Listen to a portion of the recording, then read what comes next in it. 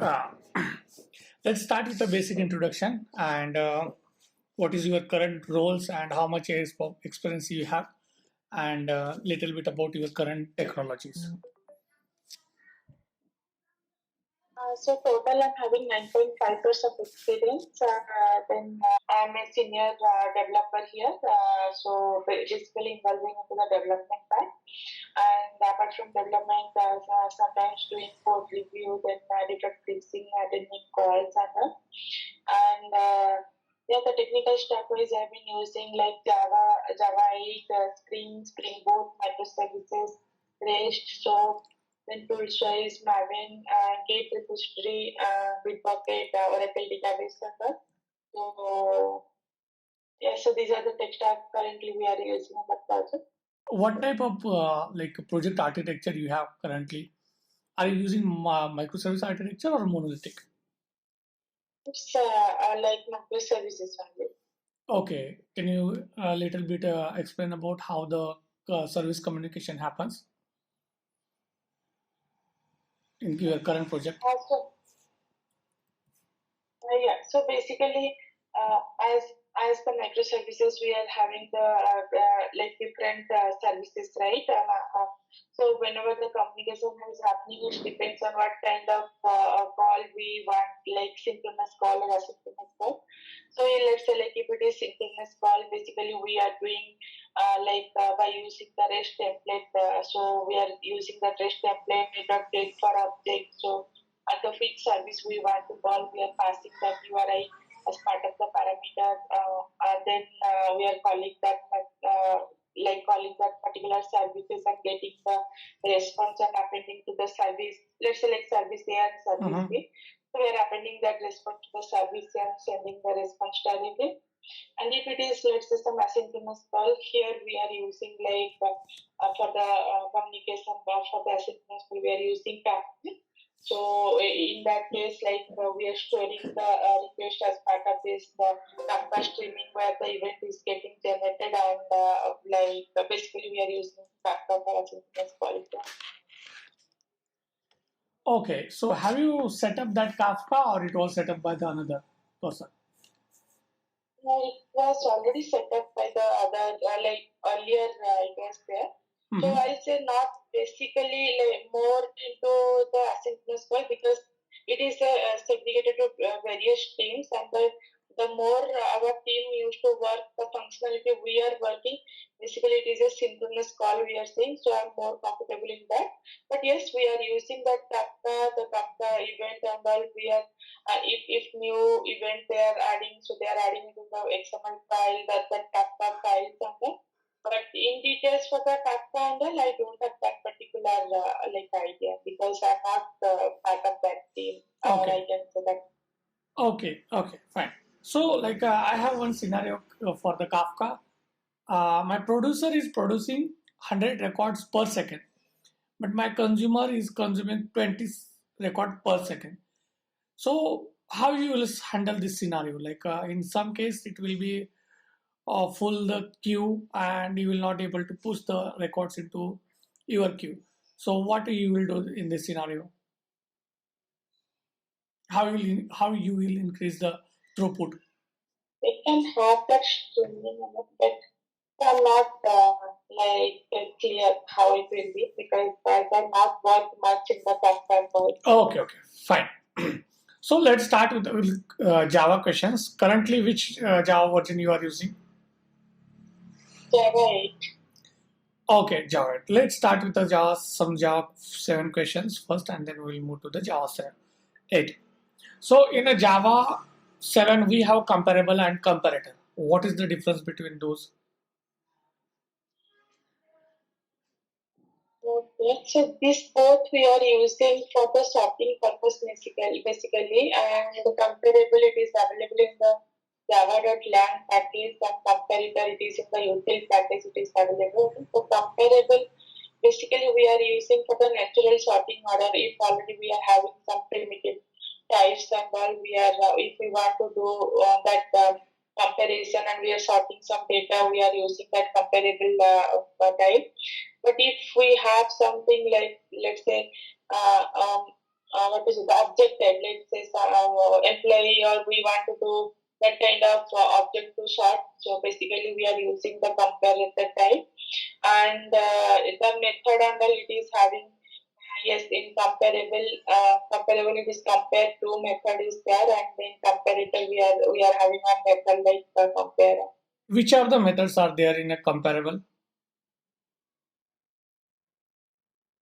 Say, actually, one method only is available in these two interfaces. And that's why even we can say in Java, we can say it kind of functional interface also.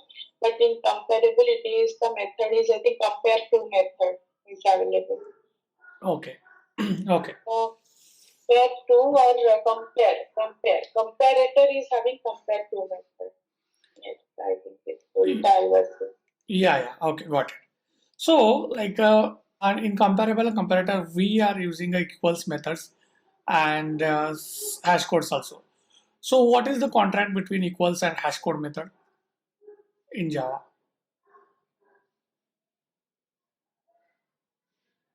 If the contract will say like, if we can say like, if the equals method we are doing the let's say the comparison, right, by using equals method, and if the output is like whatever output it is given from the equals method, the hash code method also is going to give us the same, but the contract like the vice versa is not correct, like it can be different. So we can say equals method return value and hash code return value will be same if it is like, but if the hash code value is returning something, it may or may not same for the equals method.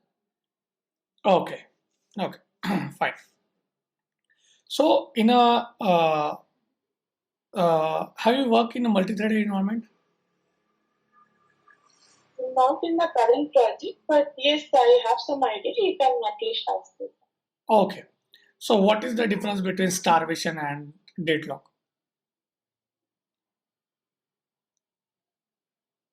Deadlock, yes, I can say like deadlock is like we have two threads or more threads and they are waiting for each other to get the object lock. Let's say I have thread one and thread two, and thread one is holding the object A1 lock, and thread two is having object two lock, and thread one wants to get that object two lock, and thread two wants to get the object one lock. So in that case, they both are waiting to release the object lock, and they want to access that another object, right? In that case, basically, we used to get the deadlock situations here, and we can cover it like if we want to go for like to resolve it. Basically, we can use this code by using the synchronized block or synchronized method. Basically, we can prefer synchronized block so that only one thread will execute. Once the execution will complete, the get released, then another thread we can give it. Like we can another thread can start the execution. And the starvation what you asked, I will not be like able to answer that. Maybe I'm not getting that because I was not. But Yeah, fine, no problem. So while you giving answer, you told that like starvish deadlock can be avoided. So what are the ways we implement or we follow so that we will not able to get into deadlock situation? So can you give some examples like in your projects which you guys follow or followed? we can say, as I said first, we can keep that startup block as part of the synchronized block. Then we can call those methods like we can say like communication between threads. We can keep it in some waiting state. Then we can call that notify all method and all, or we can basically if we are going to do, because if we are having that synchronized one, we can say this is thread set, so that only one thread will be like able to access that particular lock of that object. Okay. So what is the okay, thanks. So what is the difference between a compile time exception and runtime exception? checked exception, unchecked exception. Okay, so this basically these two exceptions we are getting, it's a part of exception class. So checked exception we can say it is it will we used to get it in the compile time, and we will be able to catch it, or we can handle that exception, so that while writing the code we can give the catch block or throws keyword and all, we can use it and we can handle that exception. But runtime exceptions basically we will get at the runtime only, so that we can say something like we have to whenever we are writing that code, let's say array index out of bound exception, or and that kind of exception we used to say as unchecked exceptions. So in that case, we have whenever we are writing that code, we have to take care of the exceptions. Like if you are getting the output, it is in the runtime only we will get. But compile time exceptions, object exceptions, we can handle it in the code itself to not get that exception. Okay. We can say like check exception like IO exceptions, or any business exceptions if we are writing our custom exceptions we can say. So those exceptions and all we can keep it as part of the check exception. Okay. So while implementing or writing the exception code, we use throw and throws. What is the difference between throw and throws?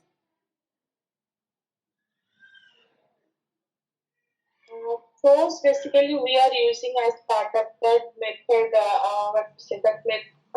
The method signature itself, like method name, the parameter after that we are using the throws keyword and using that check exception. But throw keyword basically we are sending from the we can say the method body, or the whenever we want to throw that exception, we can we are using throw keyword for that exception. Okay. Let's say like if we are writing some custom exceptions and we want that exception to be thrown from the implementation class, so we are using in that particular method, or wherever we know like the code is going to be filled. In that case, inside the try block, let's say we are writing some code, then we can use throw that particular custom exception class name or the custom exception. Okay.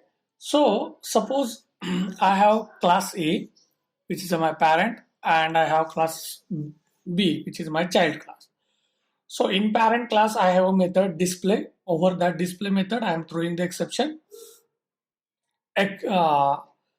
null pointer exception. Okay, throws null pointer exception.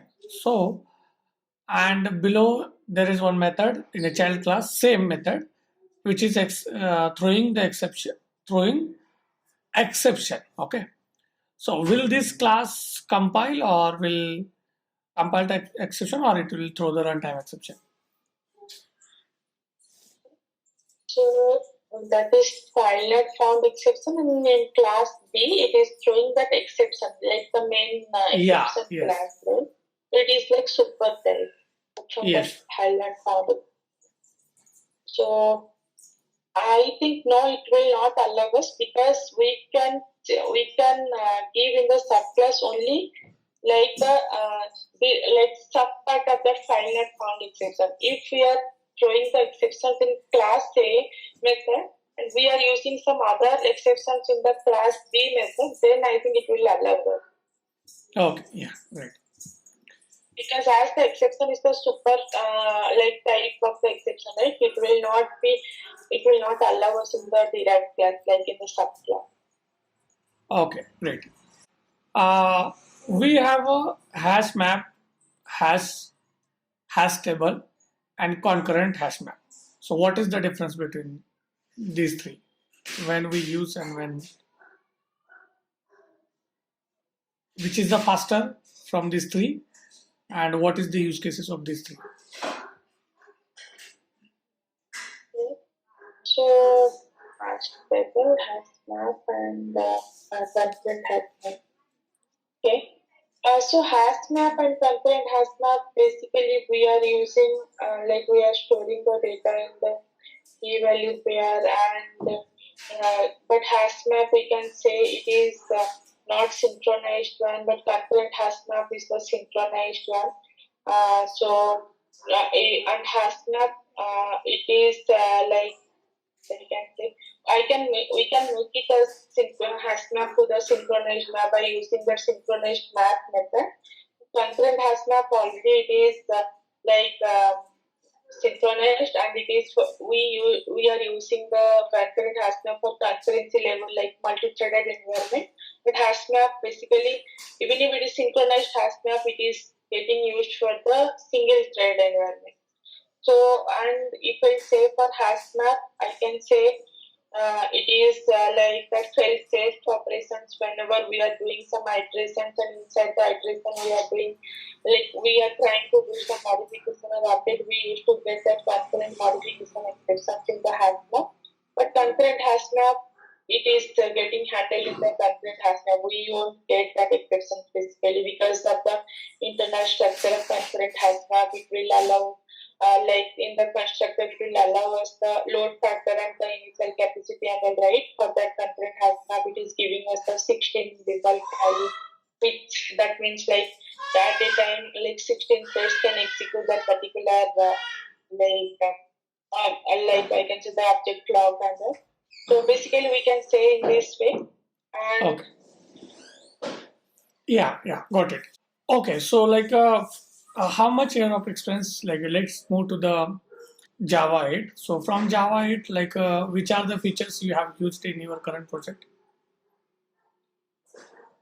it features, okay, so like Lambda expressions, then functional interfaces, stream API, writing some coding method references, then yeah, so these are some features I have used, but there are some other features also is part of the Java 8, let's say default methods is that they have introduced the default method, then some enhancement they have done in the collection API and all. Okay, so have you used a stream? Yes. Okay, so why stream is faster than iterator? So basically, stream maybe we are using here, like they have used for the parallel processing concept, where it will do what to say, like it is processing the stream of value and getting we used to get the output also as a stream type basically. So we can say based on that parallel processing, it is a little faster compared to like iteration. Okay, so how much of experience you have in The architecture, how it is working, some API gateways, like the request service registry, how it is getting registered and all. So some idea, yeah, even I'm having some experience with that. Okay, so what is the use of service discovery or service registry?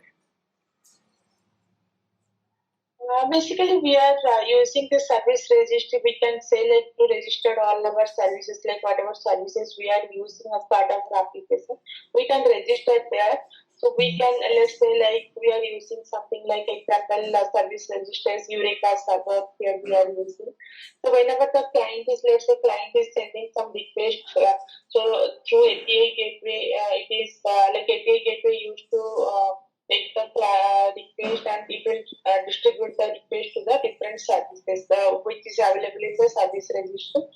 So we can even check in the service registry the how many what to say the services are available, or it is in the which state, like the status of the services, like it is active or not, if we used to get it. And yeah, for that Eureka server, if we are doing as a service registry, we can use like we have to do some configuration, like we are doing into the form XML, then we can give in the service class like add enable Eureka server and all, so that it will be like we can select Eureka will be up and we can register our service there. Okay, thanks. Okay, so do you have any coding editor open? Let's. Okay, can you share? So I will be giving one small example. I have it. Just one second. I have one program. Let's take I am write a string like I am programmer. Then there is one more string, programmer I am. So you have to tell is it an anagram or not? Okay. So you know what is meant by an anagram? Yes, I think it is. It should be like having the same characters, okay, and same count of the character. Same characters and same count. Yes. You can tell me logic and then start, or because we have a less time. Okay. Think on that. So here what I can use okay, is with this I have to check the count also, right? Yes. So the length of the string. So I can do here one thing like if first I'll check the length, like if let's say the string one dot length equals to string two dot length, because first it has to be length equals to Yes. like same. Otherwise it is not the anagram. First of all, if and else one need will be there. If it is yes, the length is yes. So what I can do, I can keep it this string to some character array, and in this one also I can keep it into some character array. Then I can sort that value by using something like, let's say, what to say, for that particular character array, which is now in the character array I'm having all those characters, right? So I can use arrays dot sort this string character. Then I can use one more for arrays sort this character. Then I will check arrays dot equals this character array. If it is equals, then I think we can send the message like it's the anagram or not. Yes. Okay. Super. Okay. So I have like some questions from the Spring Boot. Like in Spring Boot, we have a Spring and Spring Boot. Okay, we have a bean. Okay, so what is mean by bean? In like annotations if we are using, or if in the string, let's say we are having the bean XML, if in the configuration XML file we are using the bean index and by using the bean tag ID, then we are passing the class like controller or whatever class, and we are doing that dependency injection or auto varying, right? But if, let's say like if we are using annotation of bean, same thing. Like if we are saying like that particular class is a bean type, or yeah, that same thing we are saying as part of the, even we can go for the bean annotation. So we are referring like this is the bean, and it will be like we have to do that dependency or auto varying or dependency injection for that particular bean. Okay, so what is the scope of this bean? We can have like four type of scope like singleton, prototype, HTTP system. By default, the scope is like singleton. So whenever the depends on the requirement, we can change it. Like if we need one instance for the application, we can go for the scope singleton. If we need like more instance for every request, instances has to be created, we can go for scope prototype. And same for HTTP session also, for all HTTP requests, we will go for scope HTTP and all like that. Okay, great.